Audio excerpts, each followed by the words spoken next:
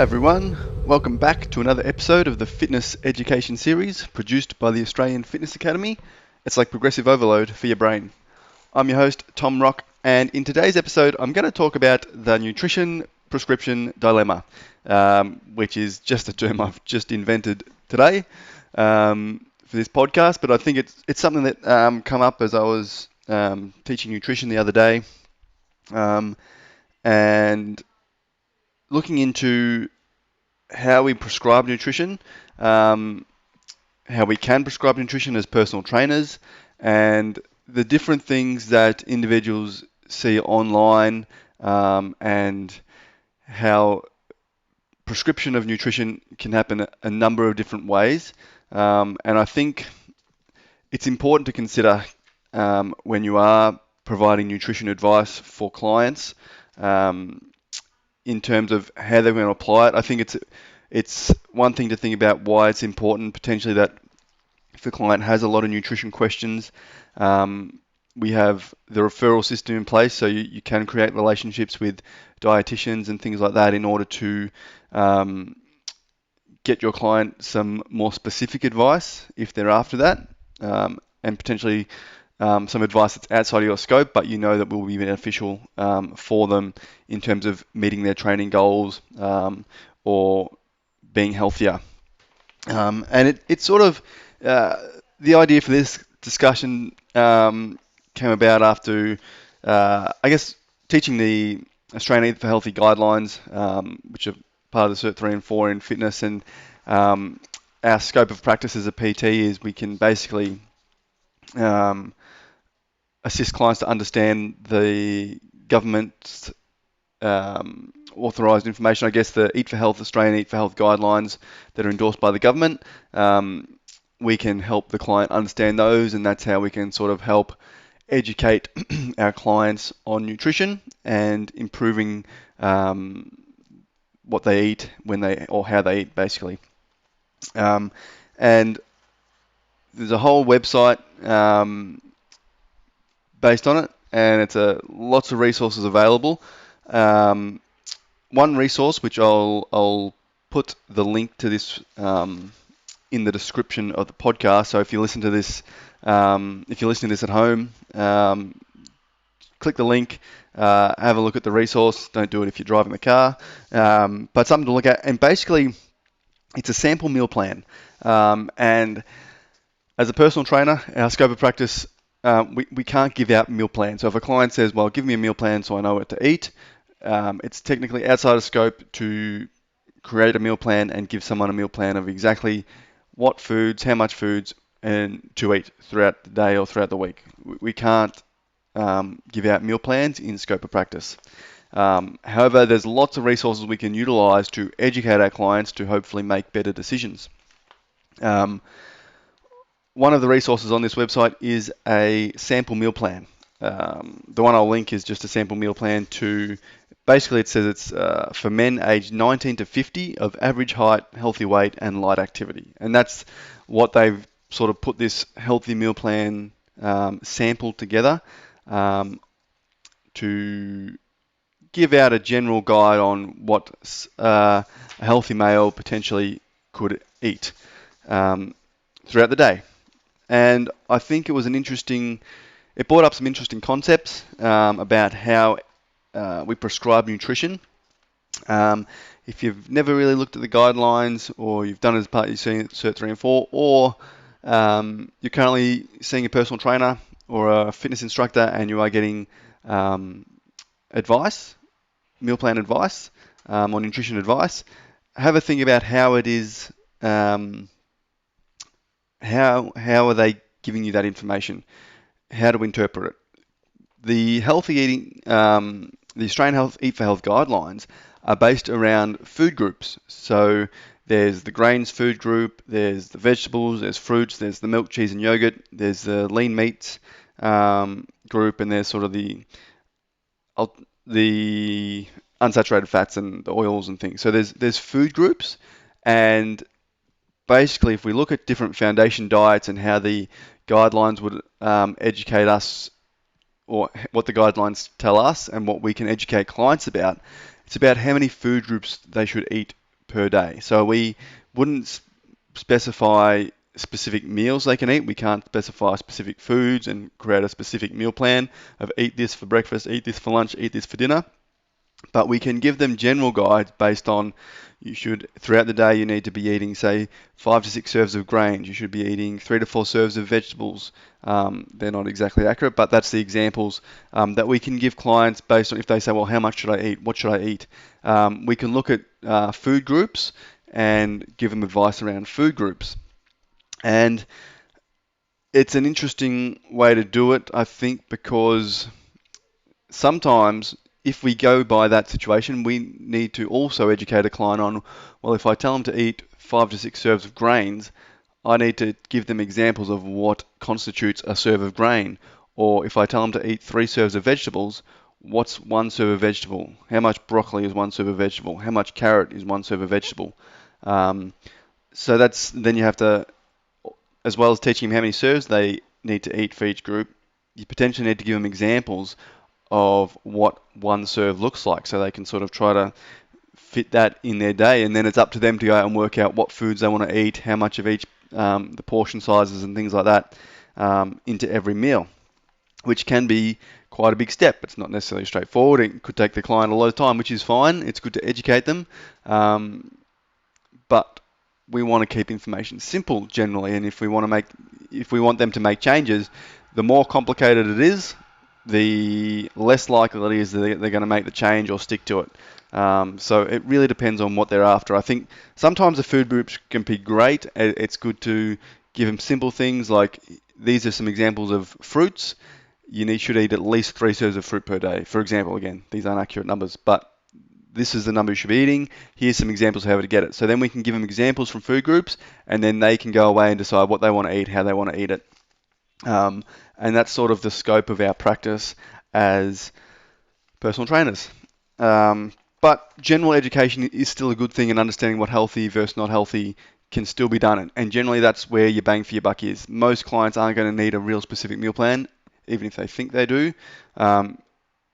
Most of the general population should understand what is a healthy food, and potentially say things high in saturated fat, high in sugar are not going to be generally healthy. And then we would encourage them to get a wide range of fruits and vegetables, and grains and cereals and things like that. If they're getting those serves of food groups in per day, that's going to help them all with their nutrient intake and their micronutrients and vitamins and things have more chance of being covered than if they sort of would try to follow a really strict meal plan that sort of cancels out food groups, say doesn't eat carbohydrates or things like that, is going to where potential issues come with the client's health may get worse, or it might cause certain issues. So that's where you don't want to go out of scope practice and say someone should follow a keto diet and not eat carbohydrates, because that might not be a great situation for that certain client. So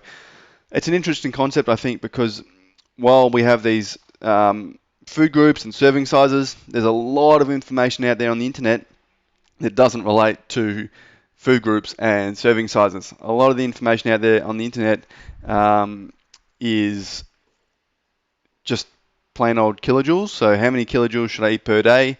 And that's the gold standard, or that's if we're looking at weight loss, for example, you need to be in a kilojoule deficit. So you need to be eating less kilojoules than you're expending. So then is it better to just get the client to focus on kilojoules? Don't worry about the serving sizes, making sure you get the right serves in.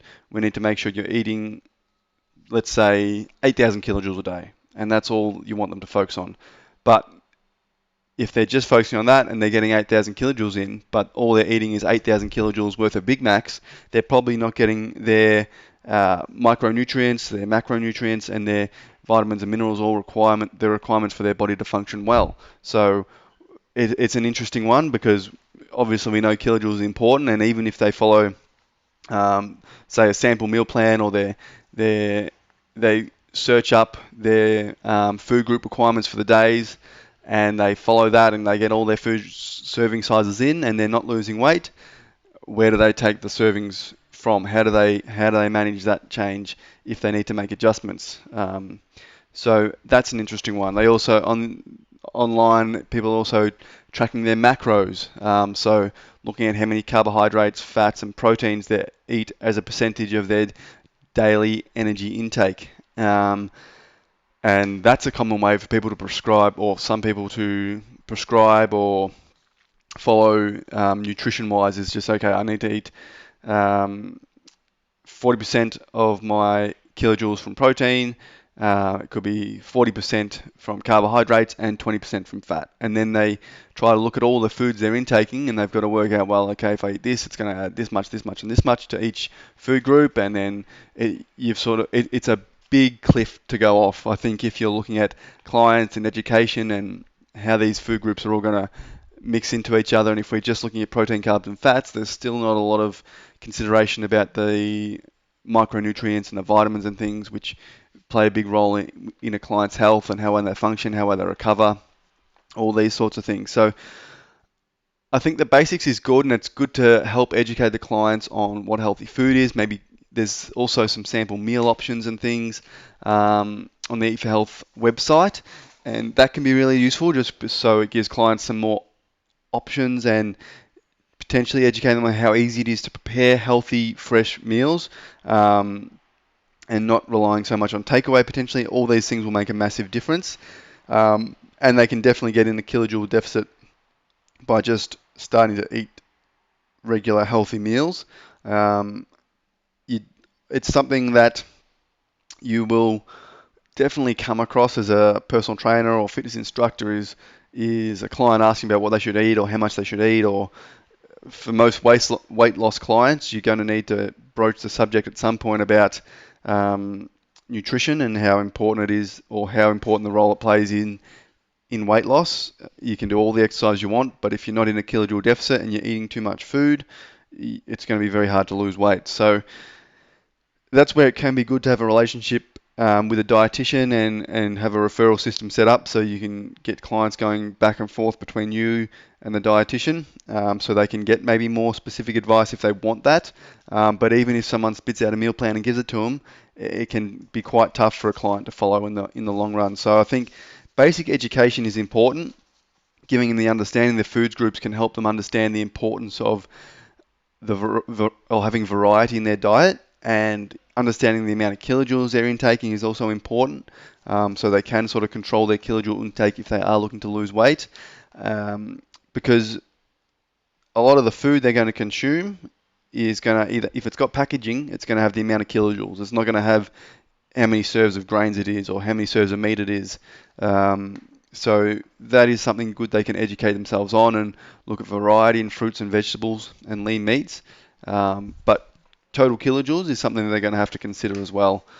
So putting it all together is not an easy situation, and that's why as your role as a PT is to help them sort of educate themselves on it.